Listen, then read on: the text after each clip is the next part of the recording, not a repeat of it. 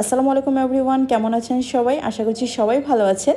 গিয়েছিলাম আজকে জংলি মুভি দেখার জন্য স্টার সিনেপ্লেক্স সীমান্ত সম্ভারে।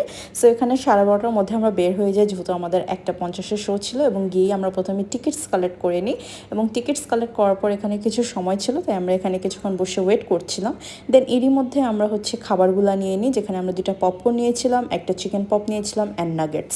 দামটা আমার কাছে একটু বেশি মনে হয়েছে, but the movie was super good. যারা একটু ইমোশনাল টাইপের মুভি পছন্দ করেন তারা এই মুভিটা ট্রাই করে দেখতে পারেন, দেখে আসতে পারেন। আমার কাছে পার্সোনালি ভালোই লেগেছে।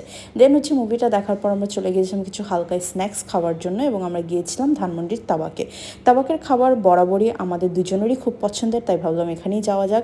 প্রথমে আমরা নিয়েছিলাম তাদের হেজেলনাট কফিটা, দেন আমরা নিয়েছিলাম এখানে তাদের পিৎজা স্যান্ডউইচটা, যেটা আমার ফ্রেন্ড অর্ডার করেছিল। দেন আমি নিয়েছিলাম এখানে চিকেন টিক্কা স্যান্ডউইচ, যেখানে অনেক পরিমাণে ভেজিস অ্যান্ড চিকেন কিউব করে দেওয়া থাকে, তাই আমি সবসময় এটা ট্রাই করি অর্ডার করার।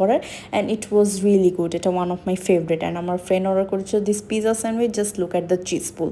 সো ওভারঅল বলা যায় it was a really good food day. And অনেকদিন পর এরকম বের হয়ে ঘোরাঘুরি করেছি, অ্যান্ড অনেক বেশি ভালো লেগেছে।